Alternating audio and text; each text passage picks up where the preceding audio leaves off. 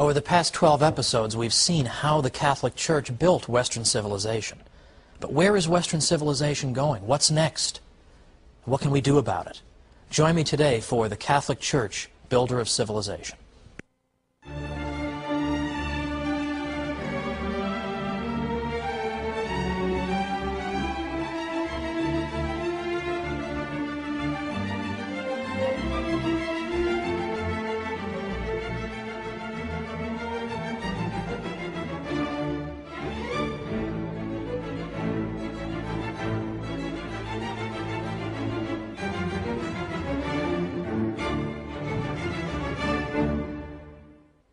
Welcome to the Catholic Church, Builder of Civilization. I'm Thomas Woods. This is our last episode. So let's take a moment and take stock of what it is that we've seen thus far. Because I think when you put it all together, it's a pretty impressive package for the Catholic Church after all. For instance, we went after the subject of science right away, because there I think people are most likely to disparage the Church or to think not especially well of her, that she has not distinguished herself very well when it comes to science. But to the contrary, we've seen that modern historians of science, who would know something about this, they do this for a living, are now no longer saying that about the Catholic Church, that she's just an enemy of science.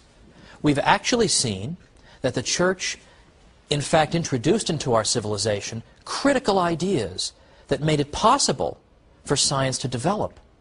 In fact, it's not just a coincidence that science developed in a largely Catholic milieu, in a world that was formed by Catholic ideas, but rather it makes perfect sense, as we saw earlier.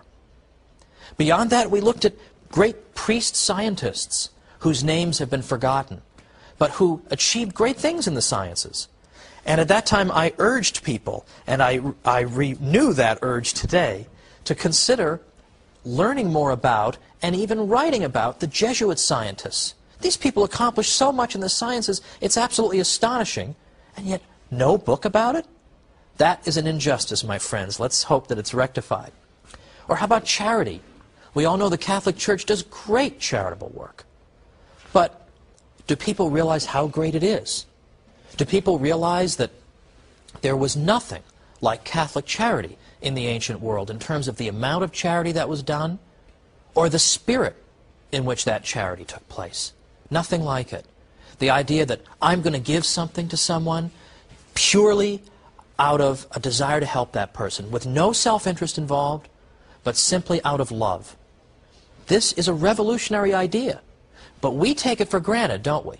When we hear that somebody's been charitable, that's exactly what we think about, that the person did something without any thought for his own welfare, but did something solely to help somebody else. We think of that as being charity.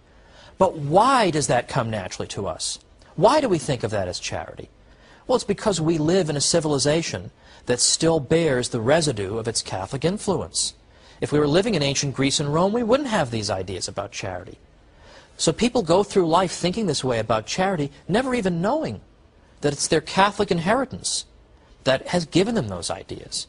Well, we should point that out, shouldn't we? But then there's the university system. Who gave birth to the university system in the High Middle Ages? The Catholic Church. Who made that possible? Who fostered it? Who protected it? And who encouraged the kind of vigorous, rational debate that occurred within the precincts of the university? Of course, it was the Church. In fact, the Church encouraged the asking of questions. The whole tradition of scholasticism consists of asking questions and being certain that recourse to both authority and reason can resolve these questions. There was a confidence in the cathedral school at Chartres and in a great many other Catholic thinkers that God had not given us our rational natures in vain, but He intended us to use them. We should use our rational nature. We should use our reason to understand the world around us, and that reason properly applied will not mislead us.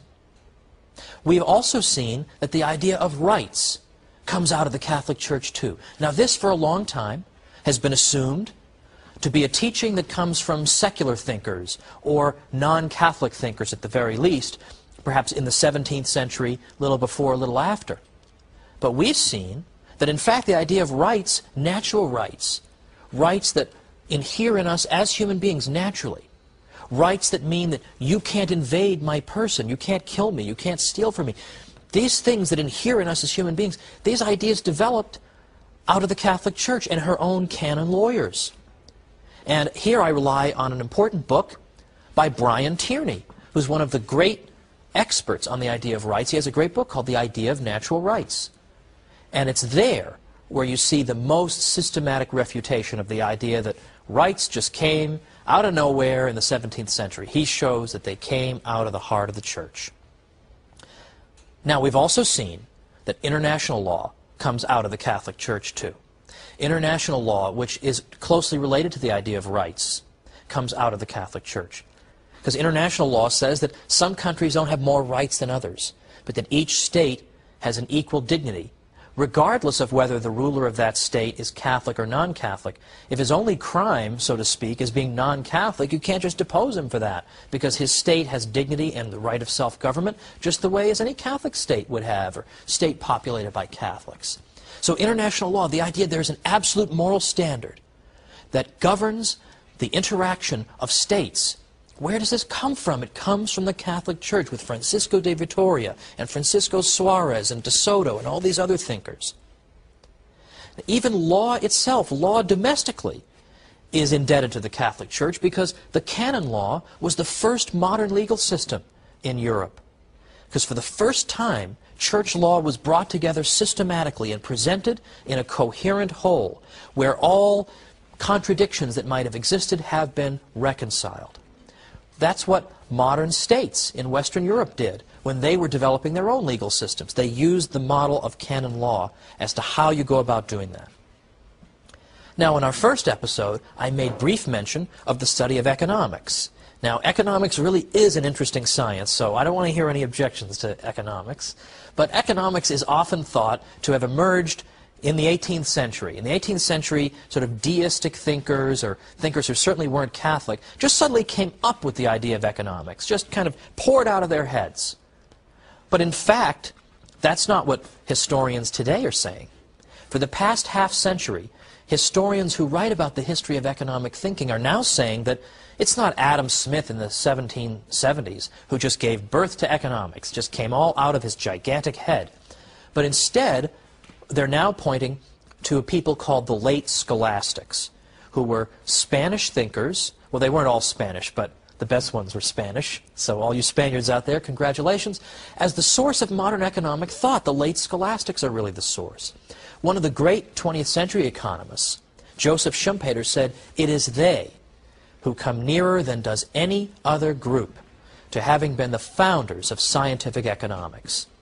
And there's been much scholarship written about this ever since Schumpeter wrote in the 1950s. Modern historians of science have continued to uncover the critical and important insights into economic thought of these people.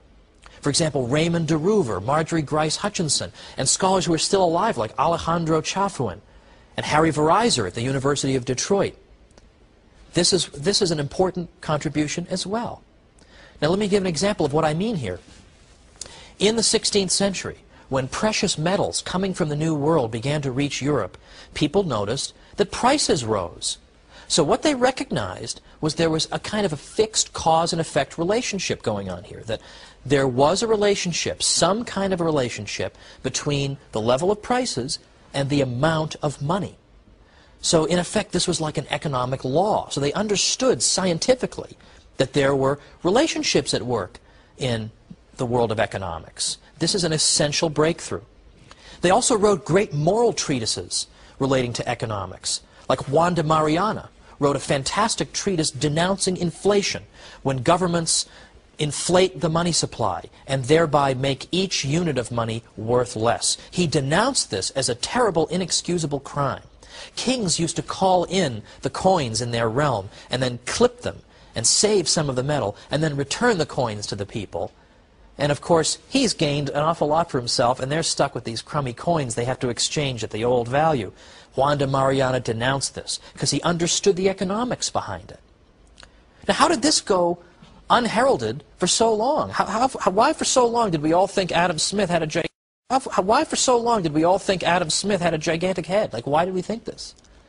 In part, it's because the people who wrote this stuff, the late scholastics, they didn't write books on economics for the most part. They wrote great moral treatises. And in the course of their moral treatises, they referred to economic topics. But they never had a book that said, here's our stuff on economics. So it was easy to overlook it. In addition, they wrote in Latin. And by and large, scholars today, particularly in economics, are not known for reading Latin. And so this was simply forgotten. And only now are we digging it out and saying, Catholics did this too. It's unbelievable. So I would say that we put this all together, and we haven't even talked about art and architecture. I assume that's taken for granted. The Catholic Church built Western civilization. And yet, not to beat a dead horse here, but this is one dead horse that amply merits a substantial beating.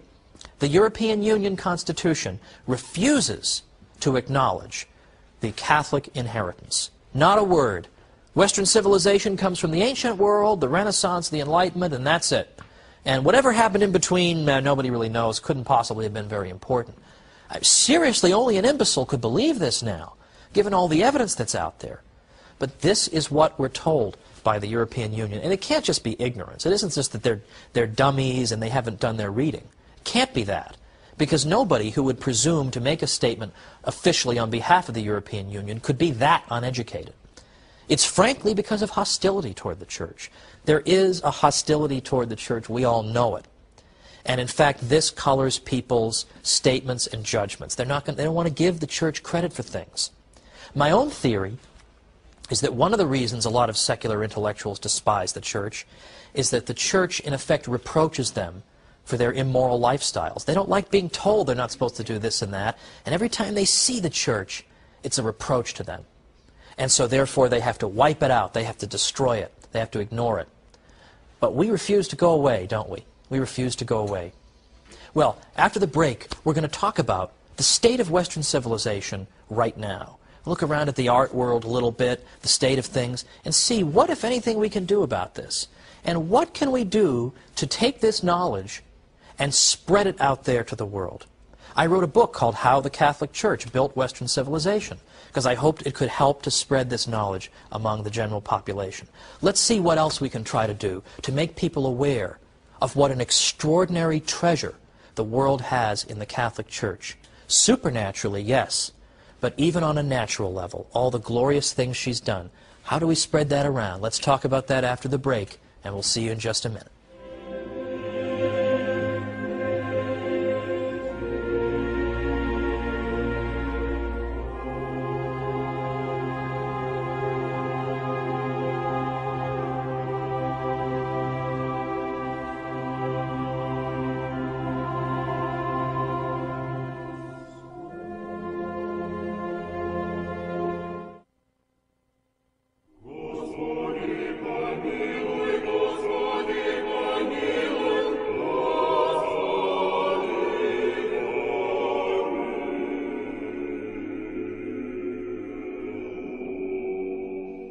Welcome back to the Catholic Church, Builder of Civilization.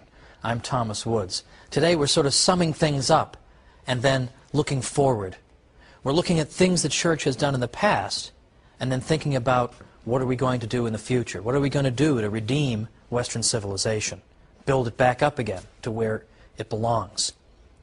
Now, I think if you were to take a quick glance, for example, at the world of art today, it's probably not fair to say all of modern art is just a complete disaster. I don't think anyone would really say that. However, I think we can say that there seems to be a relationship between a civilization's view as to whether there really is a transcendent, there's something that is beyond our experience, and a civilization that doesn't believe that believes in materialism. Materialism in this sense doesn't mean greed, it means believing that matter is all there is. If something isn't physical, then it doesn't exist. That's what materialism teaches. And it seems to me fairly obvious that the type of art you would see in those different types of civilizations would differ from each other. And this is a point that Jude Doherty made. He's the Dean Emeritus of the School of Philosophy at the Catholic University of America. And he's made this point. He asked the question, could a great Gothic cathedral, or indeed Gothic architecture in general, could that have been built in a materialistic culture? And likewise, could some of the hideous things that we see around us all the time, what Doherty calls Lego set architecture, we're surrounded by everywhere, would that have been built in an age and a culture that believed in the transcendent? When you, in effect, when you believe in materialism, what you're saying is that there is no meaning to life. If all there is matter, if matter is just dead, it has no purposes, then there is no meaning to anything if there's no transcendent. And if you really believe that life has no meaning, it would be a miracle if that belief weren't in fact reflected in your art. And we see that. Of course, we see that everywhere. Now, I suppose it's shooting fish in a barrel to criticize some of the excesses of modern art, so I'm not going to do that. There's a little bit of that in my book, and you can find that all over the place. But I do remember walking into my classroom back in the years when I was a professor in New York, and I had a newspaper article, and I said to them, this is a Western Civ course, I said, ladies and gentlemen, I want to update you on the state of Western civilization. And I read to them this news item. And it was a news item about the Turner Prize exhibition in England. It was a prestigious art prize. And one of the exhibits was called The Lights Going On and Off. And in this exhibit, the artist, so-called, flicked on and off the lights of the facility. And this produced an interesting effect, apparently. And that was his work of art. I know what you're all thinking. I can flick lights on and off too. I know. I'm thinking the same thing. Also in recent years, at major prize competitions, more than once, the janitorial staff has mistakenly thrown these art exhibits in the garbage, assuming that they were trash. What does that say to you about the state of the civilization? Now, if we Catholics don't defend ourselves, as I said at the beginning, nobody's going to do it for us. We've got a glorious civilization behind us. We've produced some extraordinary art that is admired by people all over the world. Now, it's true, though, that we're not Catholics because we produced great art. We're not Catholics because the Church helped to foster the university, or because the Church encouraged the sciences. These are all wonderful things. That's not why we're Catholic. But there are a couple of benefits that come from knowing this information. And the first one is that a lot of people do believe a lot of negative things about the Church, don't they? A lot of people believe these negative things. So if we can show them that they're mistaken, that in fact a lot of these misconceptions are exactly that. They're just misconceptions without historical foundation, we will have struck down an obstacle to their conversion. So it is important to know this knowledge, even if it's not the reason that we're Catholics. It will help us when we interact with people who have deeply embedded prejudices. But remember, nobody's going to defend ourselves if we don't defend us. We have to defend ourselves. We have to be prepared to tell people these things when they come up and say the Church has been nothing but a blight. We have to have an answer for that, because they're not going to have the answer. We need to give them that answer. But secondly, these things help to confirm our own faith. And what I mean by that is that we should expect Christ's Church to bear such wonderful temporal fruits.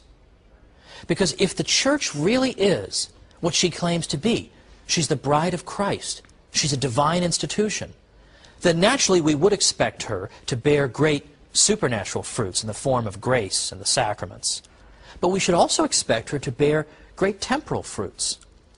And when we in fact confirm that, and we see that, it helps to confirm our faith, doesn't it? It helps to confirm our faith.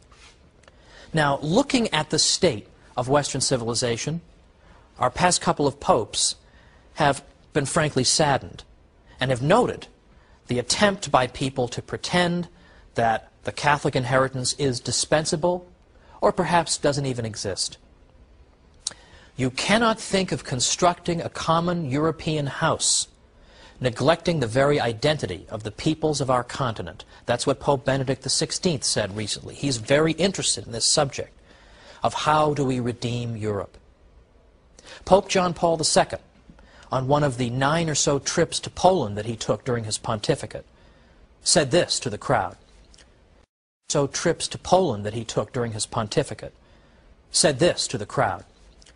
Giving in to desire, to sex, to consumption, That is the Europeanism that some supporters of our entry into Europe think we should accept. But we mustn't become part of that Europe.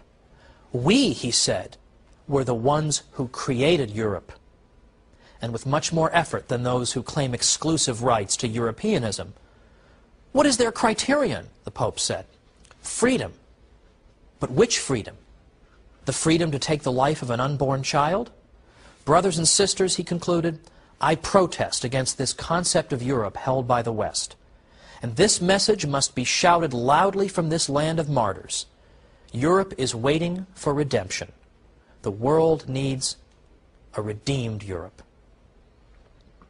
Now, I myself am a convert to the Catholic faith. And when I initially converted, I converted in large part because of theological and scriptural reasons and a lot of study. And I knew I had done the right thing. I knew I had acquired the pearl of great price. Well, this project has been, in effect, like a second type of conversion for me. I've renewed all the enthusiasm that I had for the church when I first entered. Because I knew a lot of this stuff about the history before I wrote How the Catholic Church Built Western Civilization, but I learned a lot more as I did it. And I said to myself, this is it. This is the institution that Christ established. Look at it. Look at all the wonderful fruits. Now, how are we going to get this out there? Well, I would say a key method is educating ourselves, and that includes educating the next generation. So it seems to me that either homeschooling or Catholic schooling that includes sound historical study is absolutely indispensable. Because let's be honest, a lot of people in the world are not particularly knowledgeable about the stuff we've covered here.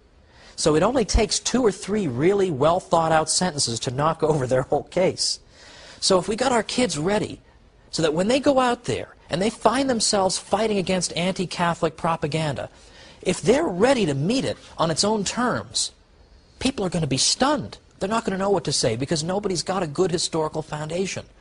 But disproportionately, I believe that students who are being homeschooled, even though they're a minority, they will still disproportionately, out of proportion to their numbers, be numbered among the educated people of our world to come. And they will be ready for the usual claims made against the church. That's essential. We're all set to get started homeschooling our kids. I can't wait to do it.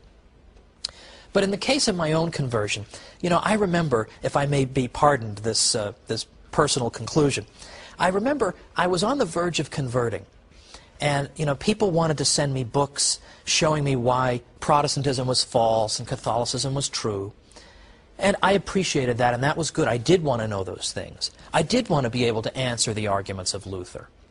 But ultimately what happened to me, and the whole story would take a little bit longer, but what happened to me was I reached a point at which I came to the conclusion that I wanted to be a Catholic. I pretty much knew I wanted to be a Catholic.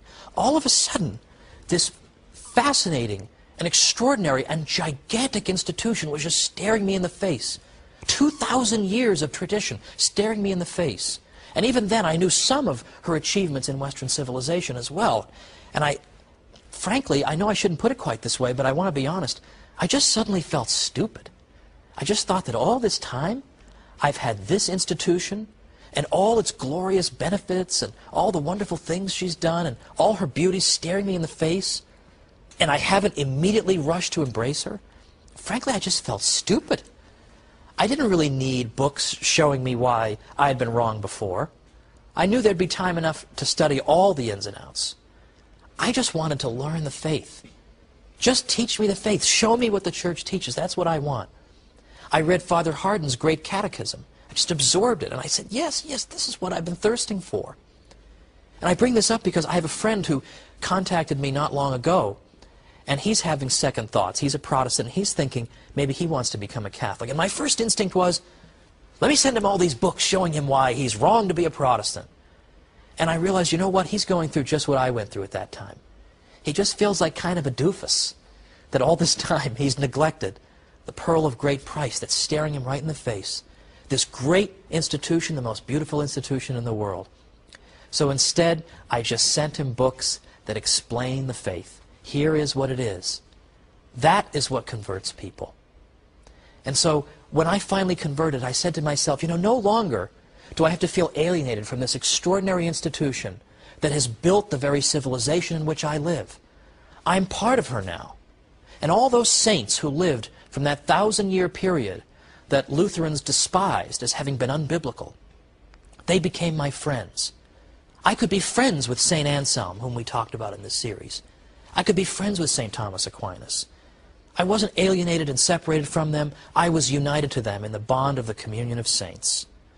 This, in effect, was what helped bring about my conversion, and why this historical project for me has in effect brought back so many wonderful memories, that all these things are what brought me in, ultimately, in the beginning. Now, one of my favorite quotations from the saints comes from St. Thomas More, who said that nobody on his deathbed ever regretted having been a Catholic. Now, isn't that true? Speaking to an audience of Catholics and non-Catholics, I can assure you that that is true. Now, over these 13 weeks, including today, it's been a real pleasure, if I may quote some other people in television, to come into your living rooms, and I'm deeply honored that you've welcomed me. I hope that some of the material that we've covered has been helpful to you, has made it easier for you to defend the Catholic faith, and has, in your case, as in mine, helped you to fall in love with her all the more. And so I wish you all the blessings of God, and I say to you, thank you very much for joining me, and God bless you, and perhaps we'll meet again sometime in the future. Thanks so much for being with me for the Catholic Church, Builder of Civilization. I'm Thomas Woods.